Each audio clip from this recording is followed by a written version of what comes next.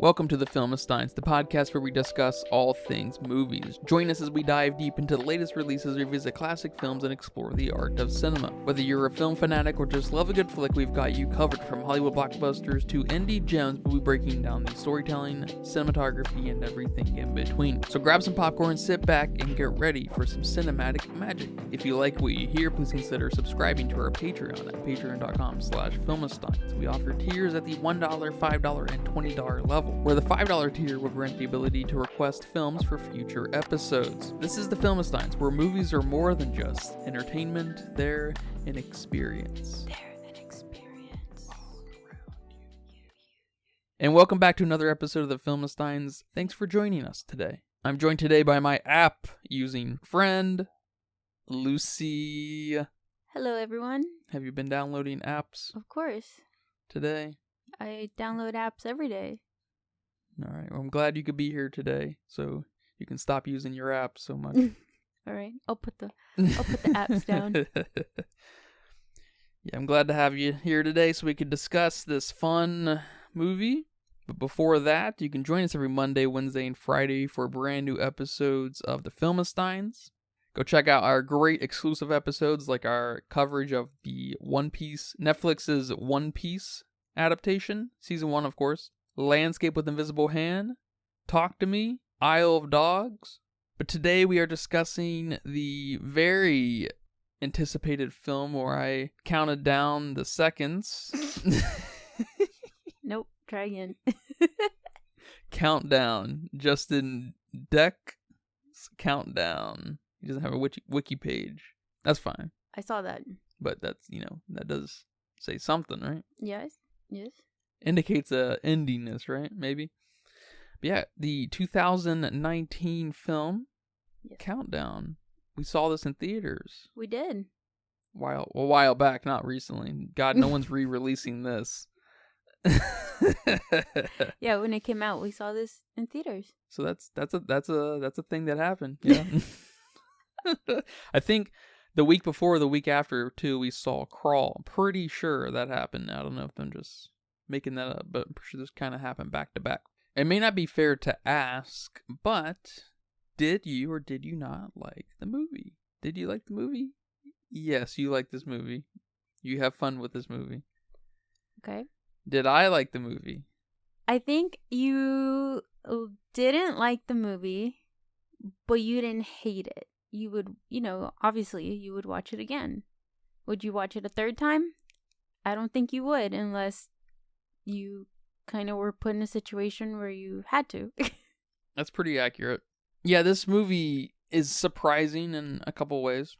I guess first and foremost, I want to say that since we talked about it with Insidious and how kind of family friendly it is, this film kind of starts to fit that bill too. We have it's very family friendly, not a lot of cussing, I don't remember, and no gore.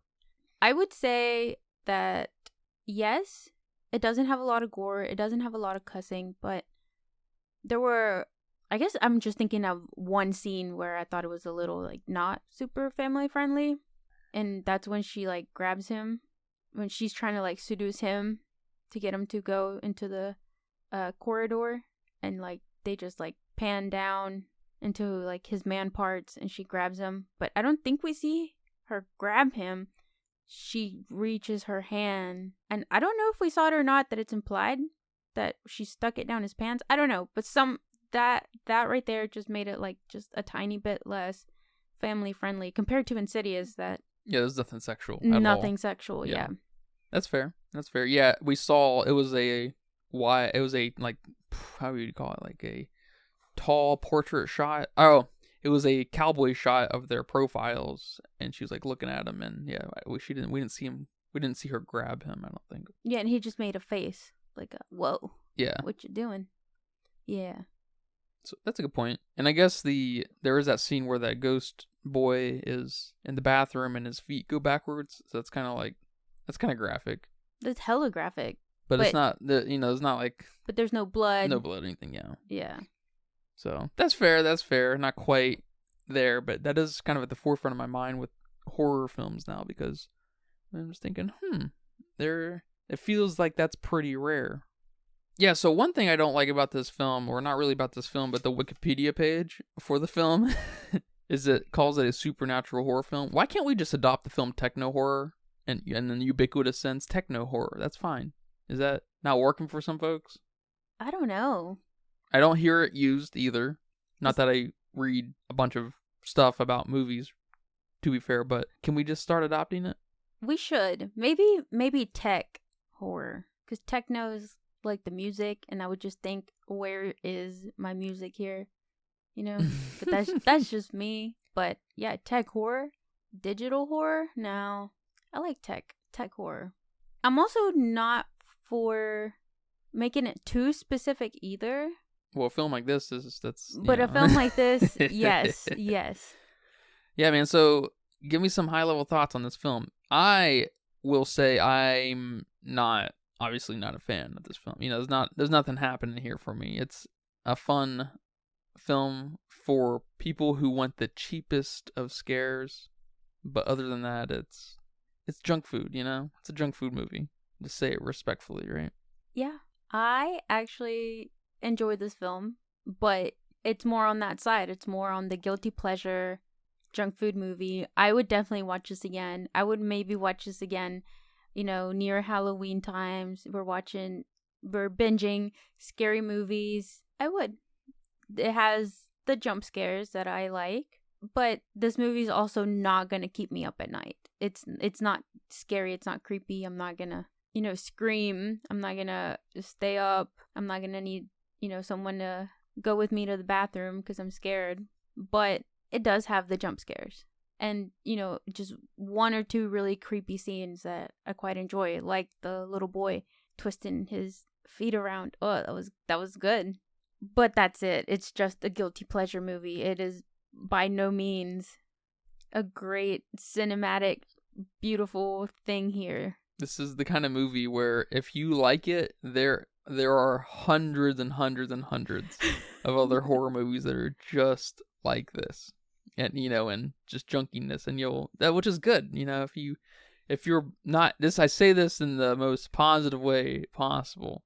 If you like these films, your bar is set so low that you have a lot to appreciate, you know, and that's more power to you. You know, it's definitely one of the situations, but I also have a guilty pleasure for watching bad movies that are on, you know, this kind of level, that have this kind of money and production and talent behind it. You know, not Bunny Man bad, or not that stupid ass Coffee Bean movie that your brother likes bad on YouTube. Which one? It's about a coffee bean, and I think he's a cop, and I don't know if it's supposed to be the shittiest thing ever made, but it really is. This is the same brother that watched and I think likes Velociraptor. Velocipastor. Yeah, that's what I meant to say. That's what my mind was thinking. Yes, that one. I think I showed him that too. Oh, no. Or he kind of, I don't know. But yes. So my favorite part of this movie was, let me say this. Can you guess my favorite part of the movie? Or favorite thing? So is the priest. Yeah. That is listening to, like, I don't know, what kind of music? Screamo? I don't know what kind of music he was listening to. Yeah, he was just a cool priest. That's interesting. The one that helped him. Yeah. Or tried to. Why? Just because he's a little out of place. Okay. He definitely is the only character or actor in the whole movie who I felt like had fun, with the exception of I guess him and the guy who was running the video store or the phone store. Yeah. I thought he did a pretty fine job, and but other than that, I didn't feel like anyone even wanted to fucking show up on these days to work. Our main character is terrible. She's not the kind of bad where you're just like, oh my god, you shouldn't be an actor. But she's just like the kind of bad that, oh my god, like. Can you have some energy here? Can you pretend like you want to be here? Yes, but it almost feels like. It almost feels like she's a great example of what it looks like when a director doesn't know what they're doing. You know, she's really good at facilitating that in my mind. She's not a shitty actor. Mm-hmm. You know, I don't think. You know, I haven't seen enough of her, I don't think. You know where she's from? Where? You. She's Beck. Oh my god. Yes. That's why she looked familiar. Yes. Oh, okay. She's great as Beck. Yes. Yeah. So I mean, I have no doubt that it's, you know, Justin Deck is at fault here with you know, some of the shortcomings of this movie. It's not a movie made for me, though. I will say, you know, this movie is not for me. This movie is for me, children, and you. All right, I'll take it. I'm a child at heart. Sure. That's fine. That's fine. You know, this is a very serviceable, and it knows what kind of movie it is. I mean, for God's sake, we start off with, I mean, the premise of downloading the app, this app that tells you that you're gonna, you know, when you're gonna die, and that you're kind of signing up for a brutal death when you violate the user agreement. Yeah, and that's when you sign up for the brutal death, because you're supposed to have, you know, it's an accurate measurement, and it's, you know, you'd think more people would be interested in this, actually, if that's true. You know, we need to get to the bottom of this.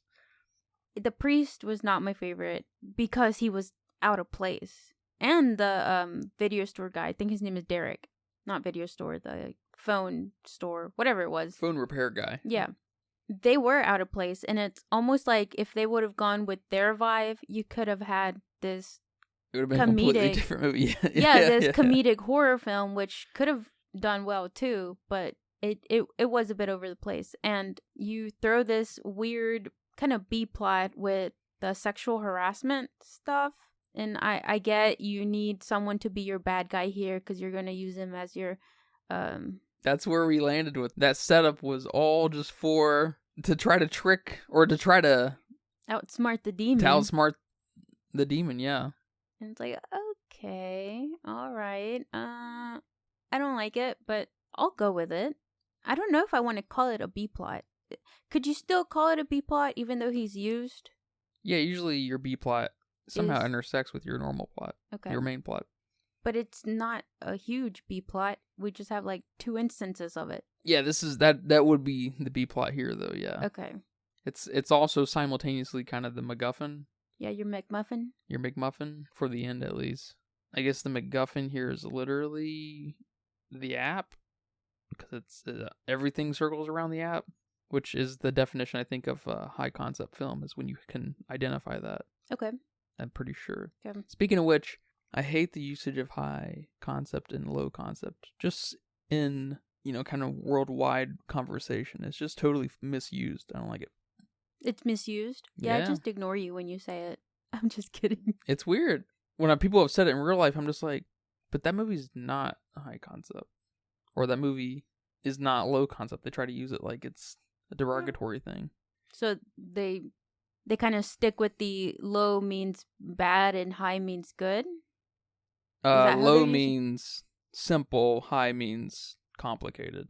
But that's how they're using it? That's how they're using it. Okay. That's wrong. Because I know you've told me before that what you think like that, just flip it. Yeah.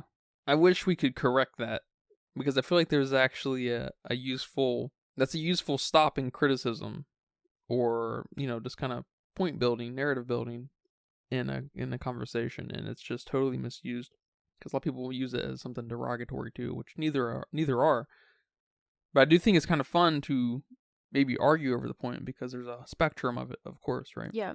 And when you can identify the plot point, it starts to build that picture out of what a high concept and low concept film can look like. And so, you know, but in general, something where the film revolves around a very particular thing, like an app, it's obviously high concept. But when you have a couple characters going through just domestic life, what is the movie going around? Life? You know, that's a pretty complicated idea, right? So it's all of a sudden starts to be hard to identify exactly what it could be going through, because it's ultimately revolving around the character. That's what a low concept film is all about, is just character.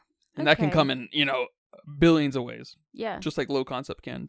You only hear the proper usage of high concept when it's applied to comedy films, which I think is very weird in itself. Weird. Because it's a high concept comedy film when it revolves around basically an overarching joke. And, you know, just... Huh. Interesting. Whatever film comes to mind, it probably is high concept.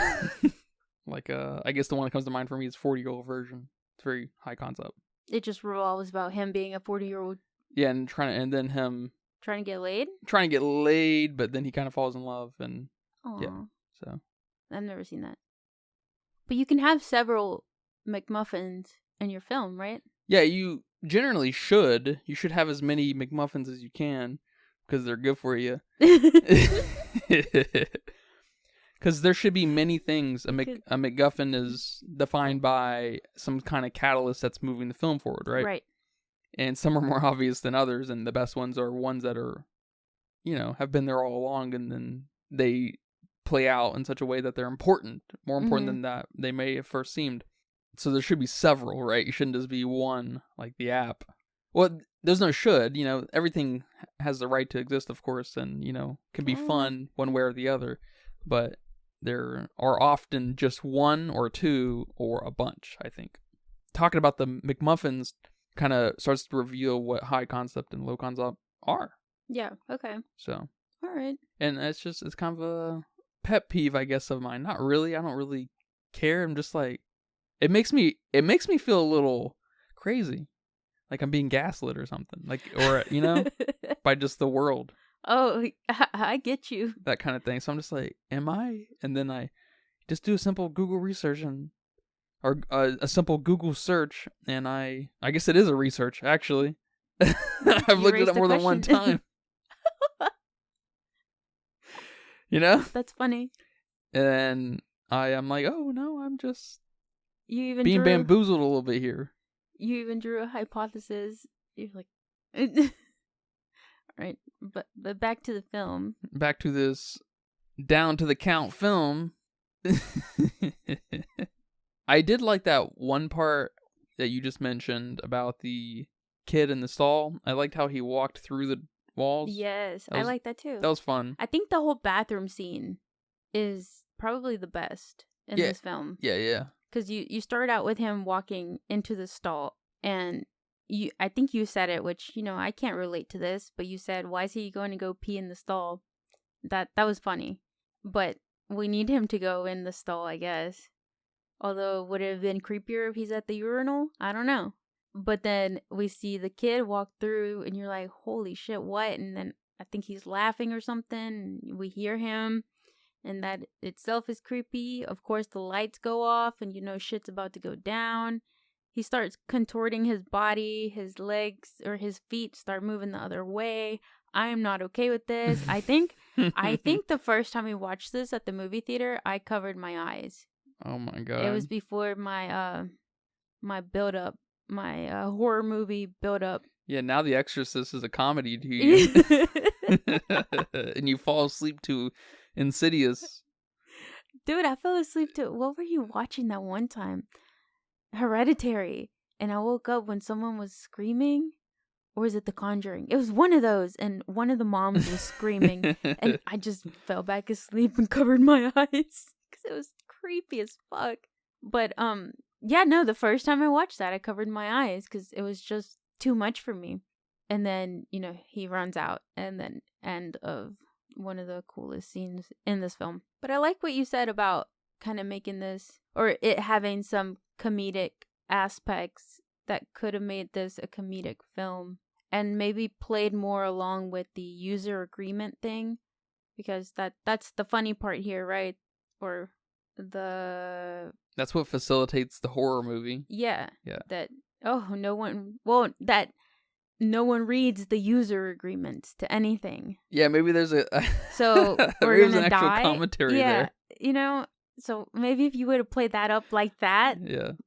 All of a sudden it's maybe not so high concept. Yeah. So that's funny. I like that. Yeah, my very favorite part of the movie, which was actually pretty interesting, and it's low hanging fruit for me.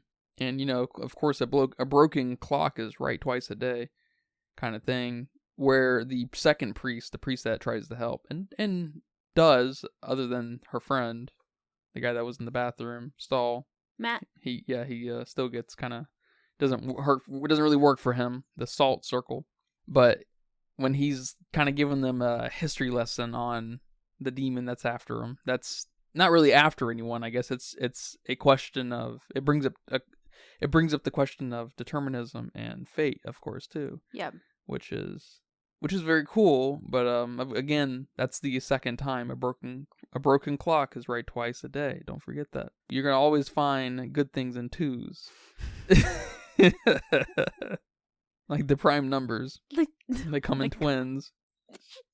But I like the showing her the book and stuff, and kind of he had the scroll, and it was in the shape of the countdown digits and everything. That's and I was funny. like, that's cute. If we could have embraced that a little more, it probably would have been a little funnier and sillier.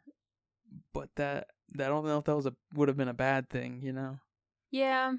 And it's almost like this film didn't know what its message was trying to be either.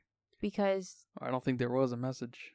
well, you have the, kind of subtle, never, or read the user agreement. That's just a ha-ha, man. That is And then nothing there. You have you said it in the beginning, which was, I don't know if I thought about it like that you die, or the demon comes and gets you when you break the user agreement. Which, yeah, it does, and I didn't think about it, but it does. But Very then, Final Destination. yeah, that's a good way of putting it. But then you have this weird thing where if you're guilty of something, the demon comes and gets you. Because Matt here was guilty that he stole the toy from his little brother. And then the two sisters, Quinn and Jordan, were guilty that they sent the mom off to find Jordan, or to find Quinn wherever she was, and she got hit by a drunk driver. I didn't know what that was about. Yeah, I think that was trying to indicate a little bit of internal conflict for just the simplicity of depth with these characters. All right, we have a director/writer who is not a storyteller, proper. He's not a Aaron Aronofsky or whatever with The Whale or something. Although I guess he had source material, but he's trying to fill out his character sheet as minimalist as possible, just to give a little bit of humanity, I guess, to these characters. And I mean, I guess he does. Does he? Enough that you enjoyed it, right? Or did those particular, would you think this film would have been a little bit more successful if we just backed off of that entirely? These guys were just meat bags to get killed or save the day. Yeah, I think so. Or maybe if it would have been either get rid of it completely or more of it. Because, okay, Matt saw his brother. So the half step is not an answer. Yes. Is it ever? I don't know. I think it's case by case basis. But okay, Matt saw his brother, and Quinn and Jordan saw the mom. But Quinn also saw the guy at the hospital, the boyfriend. She saw him dead on her bed, I think, at one point. And I'm like, okay, so do you just see anybody that's died recently and has given you issues? Is this post or pre breaking the user agreement? Because the girl basically breaks it immediately, right? What about the guy? I don't remember what Matt was supposed to be doing, but I think they all break it almost immediately. So maybe that's why they're kind of being tormented. But Matt's only being tormented by his brother, and so is Jordan. She's only being tormented by the mom. Well, I guess that we know of. They didn't really sit down and talk about who's tormenting who, Yeah. So I don't know. I don't know. I just know that she saw him like almost immediately, and the boyfriend was only being tormented by his girlfriend, the girl that got killed right in the beginning, that was at the party. Yeah. So I don't know. It's just weird that Quinn here was seeing multiple people, and then there was also, well, I guess it was just a hand, but it was supposed to be like Matt's hand around her. Yeah, the demon was really just fucking with them, wasn't she? Wasn't he? He was like, these guys are in a movie. I'm going to be part of this. I don't know how I'm going to do it, but I'll make it up as I go along. That's probably the best spooky part. I wouldn't say scare, but like chilling part is when the hand is, which is low-hanging fruit, but when she's in the bed and the hand comes over her, that's probably the most chilling part. I think that's why I enjoyed this film despite the other bad parts of it. I like the bathroom scene. I like that creepy hand around her scene. That's very creepy. I like when the sister shut the door and then she turns around and then it's back open again. I like the demon. I don't think he looks... He's cool. Bad. Yeah, he looks pretty cool. So there's enough for me here. I like that Matt dies. It's I short. really do. It's a quick movie. It is a quick movie. I do like that Matt dies too a lot. I think that's a pretty ballsy move for this kind of movie. I wasn't, sold again on the forced romance here because it seemed pretty forced and pretty fast. It was kind of situational romance. I do kind of like the comedic element of that, but they didn't own it. Yes, maybe if they wouldn't have made them kiss before he dies. Yeah. But then that's also funny that they killed him off and they were already so like into each other because they're both getting chased by demons. How can you not connect with that? How can you not fall in love if demons are getting you? That's true. But yeah, very ballsy move. I love that they kill him off. So, there's enough here. I like the priest too. He just didn't fit with the movie. I like that he was eating the Jesus crackers. Yes, that was hilarious. And that he had a cross tattoo on his back or something. Oh yeah, I think it said Jesus in it. Did it? I think so. Yeah, that was cute. And I liked how hazy his office was and all the books and stuff, and had a real mood to it. Yeah, it had a vibe. There were some parts that either I didn't get or I didn't like or just kind of frustrated me. Oh? Like Matt's backstory about him stealing that toy from his brother. That's weird. It's not like Quinn's and Jordan's that they lied to their mom and it got her killed by a drunk driver. I mean, that's something. But Matt just stole his little brother's toy because his brother had cancer or he was sick and was getting attention. Like, I don't know, that didn't sell me like the girl's story. Yeah, it was a weird little backstory. Yeah, I totally agree. So okay, pick one. Either make it lame and funny like Matt's, or go to Jordan and Quinn's kind of more meaty backstory on why they feel guilty as fuck. I didn't like that she took his phone. She took I don't know the boyfriend's name, the one that was in the hospital, and that's how they met, and that's how she found out about the app. I don't like that she stole his phone after. Like, can you even do that? That was weird, yeah. That was weird. Why did she steal the phone? She just needed to get in the app? Or needed to see that was his girlfriend? I don't know. But that was just weird that she stole his phone. And I guess the last thing I didn't like was that when she was filling out her paperwork for work, I don't know who she called, but they were like, yeah, you just need your birth certificate. And I'm like, you don't need your birth certificate? But that was just a picky thing for me, I guess. No one brings their birth certificate for the I-9 process. No one. Absolutely no one. And then she had to call somebody to ask for that. Dude, they give you a sheet of paper that says bring one thing from column A or two things from column B and or C. And your birth certificate is the last thing you bring. Just saying. That was just me, though. That's funny. Justin Dex never had a real job. Exactly. He's only been a filmmaker. That's what I'm fucking saying. I've had, I haven't had a lot of jobs, but I know the I-9 process. That's funny. And over here in Troll Hunter, we have whole fucking quality documentation to document all these fucking troll incidents. It's just like, what? That's funny. They have probably a better I-9 process, a better hiring process. What did you think about the sound that app made? That little screaming thing. Yeah, it was like a weird monster laugh or something. Yeah. It was whatever. It was... I didn't like that it did it randomly. Yeah, I didn't like that either. There was no consistency in it. Yeah, you couldn't kind of predict it. Because they could have really played with that a little better, and I probably just use it when you break the user agreement, and then that's it. So 2 or 3 times throughout the whole movie, 3 or 4 times, I guess. Yeah. With each character, once with each character, and then we're in the clear. But we hear it several times to notify her.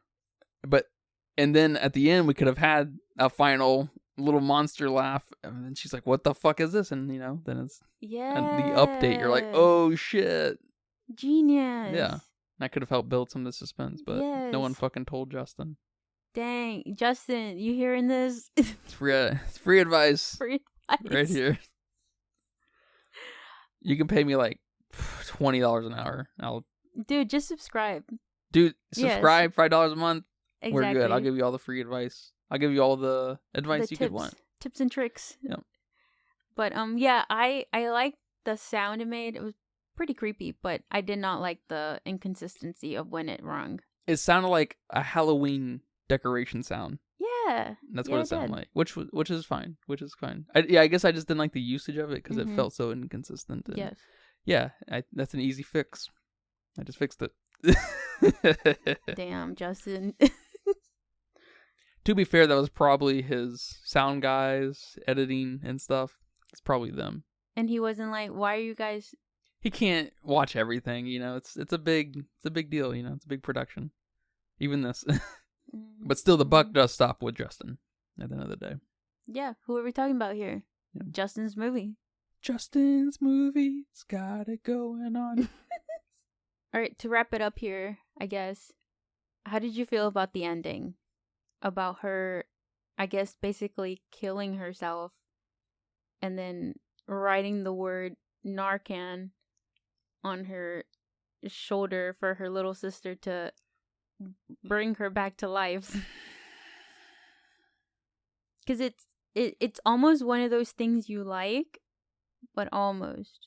It is the movification of an eye roll.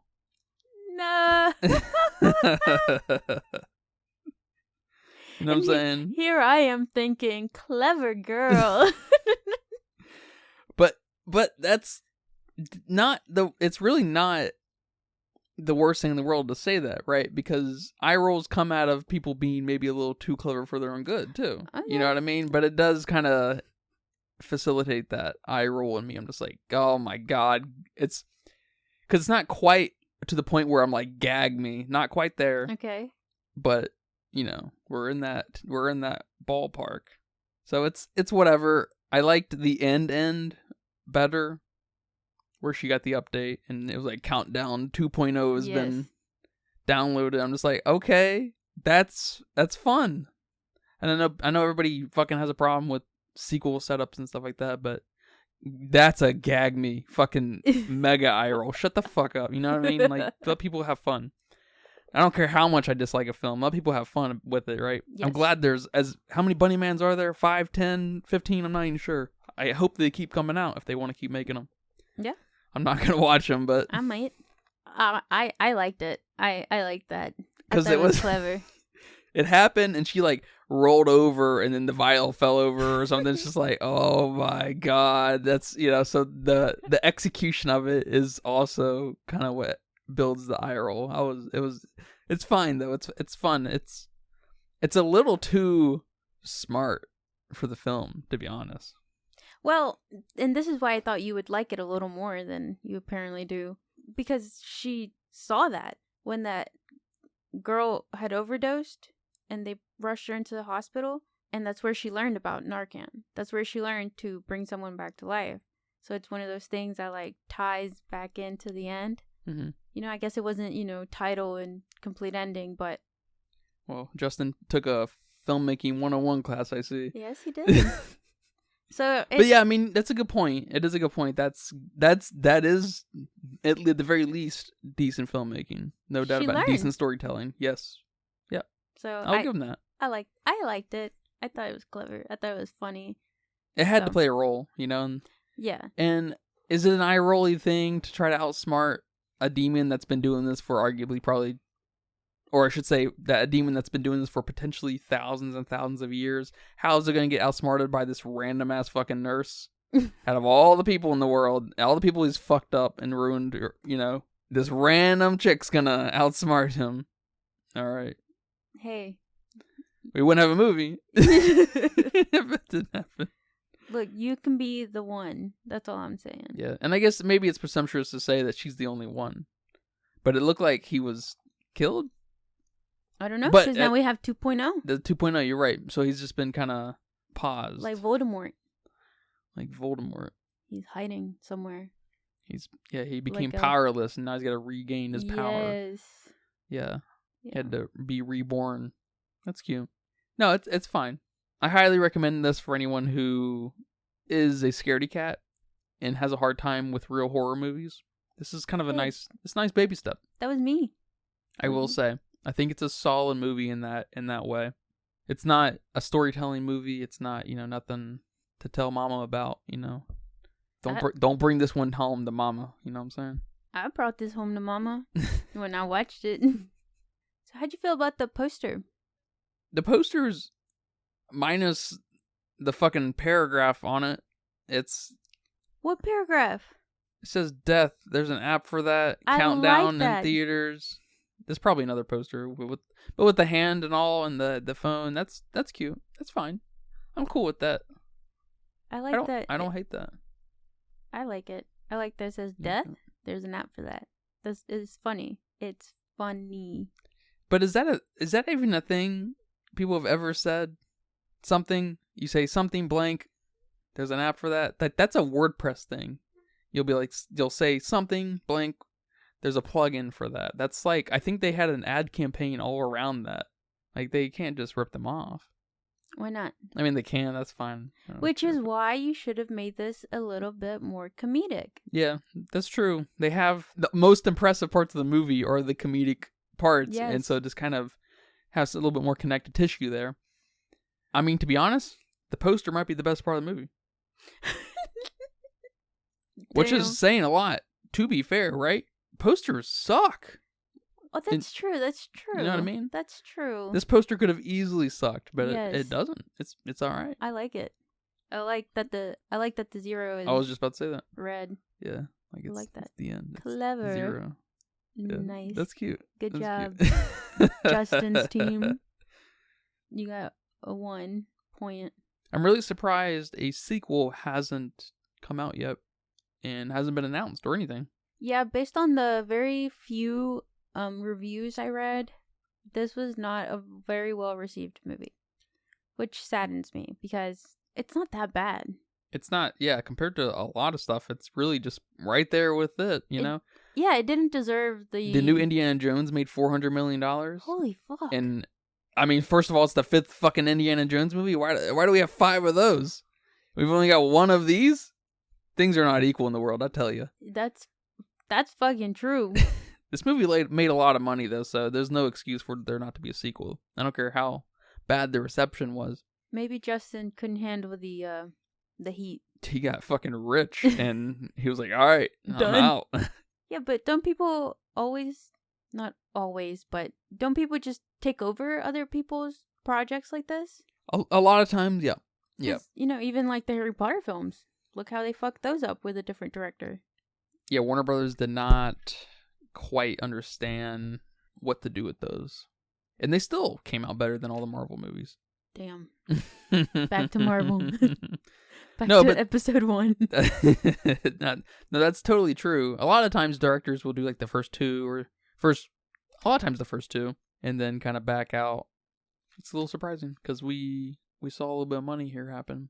They may be a little worried about how expensive it might get, and it wasn't. It didn't break $100 million, so maybe they're not like we don't know if we can tap into the Insidious thing or not, So maybe something to do with that. I also think it helped that it came out around Halloween time. That's true. That's true.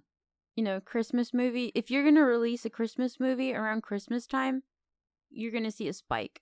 Probably. Or any kind of maybe summery movie around summertime. I bet there's a little spike. Or a horror movie around Halloween. Yeah. Or maybe a family movie around Thanksgiving. Yeah. So maybe that contributed. Or a labor movie around Labor Day. No, I don't think so. Oh. That's not going to be a spike, you dummy. We can watch Schindler's List on Labor Day. What is Schindler's? Yeah, isn't that funny? I don't think that's okay. I don't think we should do that.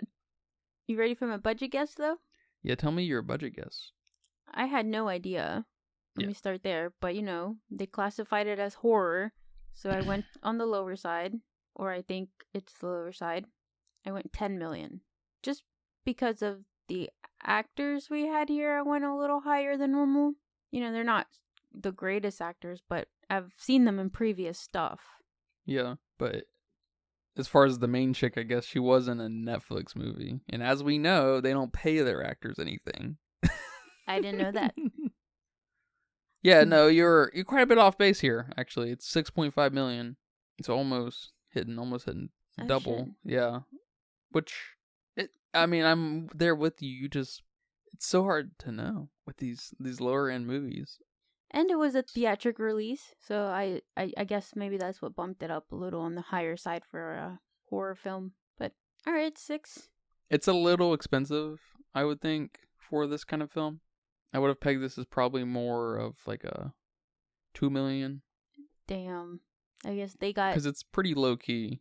There's not a lot of sets. There's not a lot of crazy movement, really, at all. There's a few car scenes. We revisit the same parking lot like 3 times. Mm-hmm. We're in... There are a handful of them, though. We do have quite a few. Probably like 7 or 8 different locations. I would imagine they probably built some of that out then. Like the hospital, abandoned hospital area and stuff, all that. And the lead up to that, those 2 or 3 rooms before that. I would imagine that was all built out then.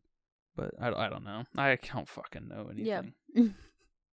Yeah. But it went on to make $48 million. Holy shit. So it made a lot of money for what it is. No doubt. And hopefully Justin did benefit off of that, because goddamn, I don't care how bad it is and you manage to swindle people like that. That's good for him. He's not swindling nobody. Swindled me. He swindled me. No, Yeah. He didn't swindle me. He swindled you. No, I was happy to see that movie for the first time. Good. And I'm happy to watch it with anyone who wants to watch it, because, it's, I like it when... I like watching movies with people who also like watching movies. Even if I'm not into that one and they're into that one, it helps. The vibe kind of mellows out, and Yeah. I'm into it. Yeah, for sure. Wasn't falling asleep or anything. I don't think. Was I falling asleep? Did I say I was? No. Oh, okay. Not this one. I have a game for you today if you're ready.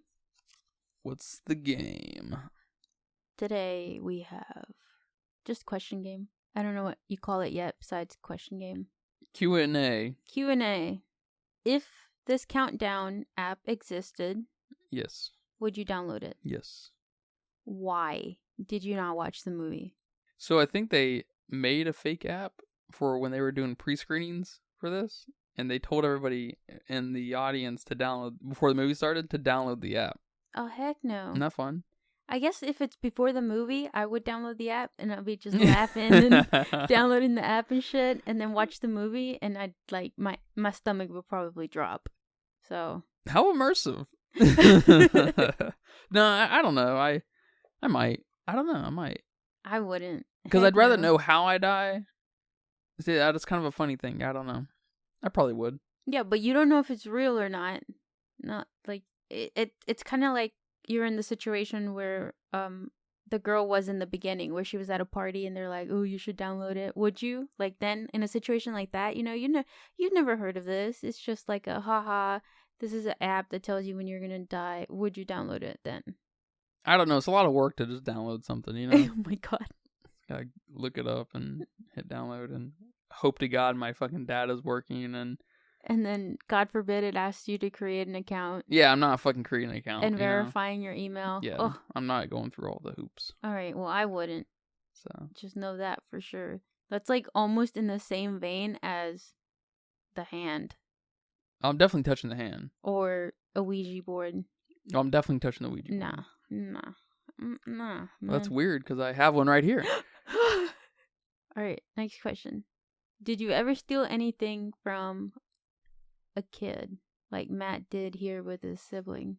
Like when I was little, like that. Yeah, about his age. I think he said he was like about 9 when this happened. I've accidentally taken some stuff. I can only remember one thing, but I took a game and I never brought it back. I forgot. Okay. So I guess I was borrowing it, and then I just kept it. And it was an accident. Yeah. That was me with my sister's clothes. All right. What Teen Nick show would you like to have been a part of? But Teen Nick, like what? What are those? Drake and Josh. Yeah, like Drake and Josh, Victorious, Zoe 101, Big Time Rush, some of the cartoon ones. Cartoon ones like what? Like Chalk Zone. That was Teen Nick. All Grown Up, Unfabulous. I don't know what that is. You didn't watch Unfabulous? With Emma Roberts? I think that was her name. Emma Roberts? Was it a Teen Nick show? Yes. Huh. That's the point of this question. Matt here was in Unfabulous. That's why I don't understand why this question came up. That's hilarious. Oh, it's an easy one. I'd be in Victorious, though. Victorious? Yeah. Why? And don't they go to like an art school? Yeah. That'd be cool. Oh. Yeah, hang out with artsy people. Artsy fartsy people. That's funny. I wouldn't. Why not? I don't know. They look lame as fuck. They look like the only not lame ones. That's hilarious. Yeah, I don't know which one I'd pick. I guess Sam and Cat would be fine. That'd be my second pick, probably. Oh, I'd probably do... Well, no, that's lame too. I was gonna say Ned's Declassified, but Yeah. Nah. I'd probably go to Drake and Josh. At least they'd make me laugh. But that's funny. I thought you would get my question. I was like, this is strange. Why are you asking me this? Because that's where I know that guy from. That's where I know Matt from. Who else is in Unfabulous? I've never heard of that show. Just Emma Roberts. What? Okay. I'm sure you've heard of that show. It was early 2000s. All right, last question. How would you approach a situation where your boss sexually harassed you?